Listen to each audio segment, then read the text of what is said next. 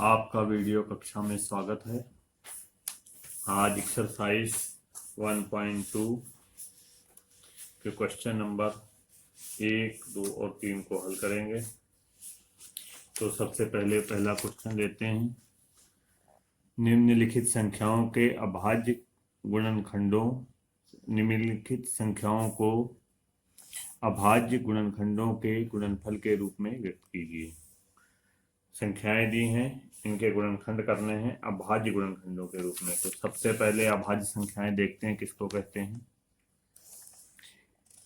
संख्या 1 के अलावा ऐसी सारी संख्याएं जो 1 और स्वयं को छोड़ करके किसी भी अन्य संख्या से विभाजित नहीं होती हैं, वे अभाज्य संख्याएं कहलाती हैं। जैसे 2, 3, 5, 7, 11, 13, 17 ये संख्याएं अभाज्य संख्याएं हैं। तो जो गुणनखंड हमें करने हैं वो इन्हीं के रूप में होने चाहिए। सबसे छोटी अभाज्य संख्या 2 है, याद रखिएगा, 1 नहीं 2 है। 2 के बाद 3, 4 जो है 2 से भाज्य हो जाती है, तो इसलिए भाग चला जाता है, इसलिए वो अभाज्य संख्या नहीं है। फिर 5, 6 भी नहीं है। 7, 8 और 9, 9 3 से विभाजित हो जाती है, 9 भी नहीं है। ऐसे ही 11, 13, 17। तो संख्या 1 जो है ना तो वो अभाज्य संख्या है ना ही भाज्य संख्या है। सबसे छोटी भाज्य और सम संख्या जो है वो 2 है, और सबसे छोटी भाज्य विषम संख्या जो है वो 9 है।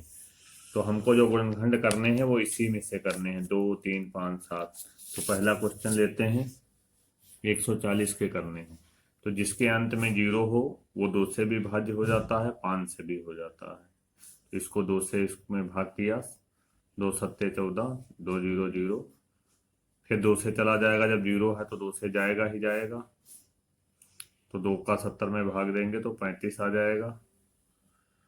35 है तो 35 में 2 का भाग नहीं जाएगा। यदि यहाँ पर विषम संख्या हो तो 2 से भाग नहीं जाएगा। यदि लास्ट में 5 है तो 5 से भाग चला जाएगा। और या फिर सबका जोड़ यदि 3 से कट रहा हो तो 3 से चला जाएगा। तो ये 5 से चला जाता है, 5 सत्ते 35।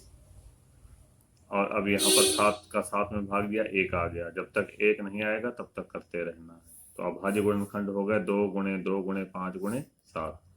2 गुणे 2 2 बार आया, इसलिए 2 की घात 2 हो गया। 5 गुणे 7 ये आंसर हो गया। चौथा खंड देखते हैं, 5005 है। ये 2 से भी नहीं कटता है, और इसका जोड़ 5 5 10 3 से भी नहीं कटता है। तो इसको जो है 5 से विभाजित करते हैं। 5 से विभाजित करेंगे तो ये 1001 आ जाएगा। 1001 में 7 का भाग जाएगा। यदि 2, 3, 5 से ना जाए तो फिर 7 से करके देखते हैं।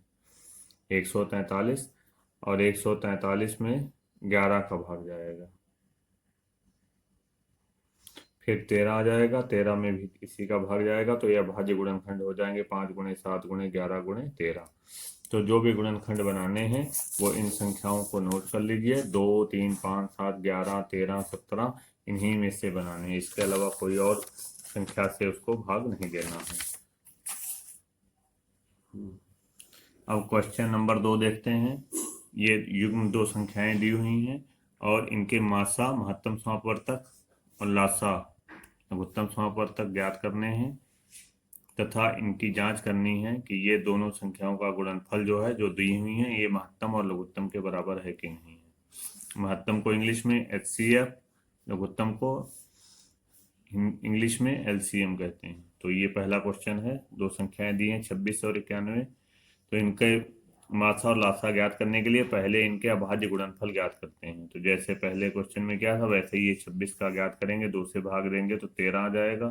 फिर 13 से भाग देंगे तो 1 आ जाएगा। तो ये 26 के गुणनखंड हो गए 2 गुणे 13।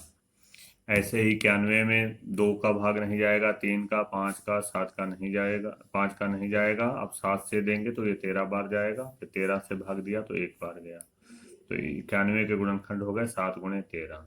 अब दोनों में देखेंगे कि कॉमन गुणनखंड कौन सा है, सार गुणनखंड कौन सा। तो 13 जो है दोनों में कॉमन है, तो जो कॉमन गुणनखंड होता है वही महत्तम होता है। तो 13 दोनों में है, इसलिए 26 और 91 का महत्तम 13 हो गया। और लघुत्तम निकालने के लिए जो कॉमन होता है उसको एक ही बार लिखा जाता है और बाकी सब लिख लिए जाते हैं। महत्तम में केवल कॉमन फैक्टर लिखा जाता है और लघुत्तम में 2 × 7 × 13, 13 को 2 बार नहीं एक ही बार लिखा जाएगा और गुणा करके लिख देंगे, ये लघुत्तम हो जाएगा। अगला क्वेश्चन देखिए, 510 के अभाज्य गुणनखंड बना लेंगे 2 × 3 × 5 × 7 और 92 के अभाज्य गुणनखंड बना लेंगे 2 × 2 × 23। तो ये 2 जो है ये सार्वगुणनखंड है, कॉमन है, तो ये महत्तम हो जाएगा। ये 2 जो है ये महत्तम हो जाएगा। लघुत्तम जब इसका निकालेंगे तो ये इन दोनों की जगह पर एक ही बार 2 लिखेंगे, तो क्या आएगा 2 × 2 × 3 × 5 × 7 × 23। लघुत्तम में सब लिखे जाते हैं, बस कॉमन वाला जो है वो एक ही बार लिखा जाता है। अब इसका सत्यापन करना है कि लासा और मासा का गुणनफल दोनों संख्याओं के गुणनफल के बराबर है कि नहीं। तो जो लासा और मासा निकला है उनका लासा और मासा दोनों का गुणा कर दिया, ये आ गया 46,920।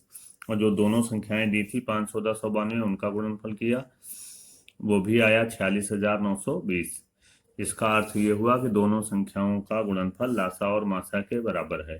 तो ये एक सूत्र भी हो गया और इसको पहला खंड में भी कर लीजिएगा, पहला जो खंड की करवाया है। क्वेश्चन नंबर 3 है, इसमें भी अभाज्य गुणनफल द्वारा मासा और लासा ज्ञात करने हैं। इसमें 3 संख्याएं दी हुई हैं, तीनों के अलग अलग अभाज्य गुणनखंड बना लेंगे जैसे पहले बनाते थे।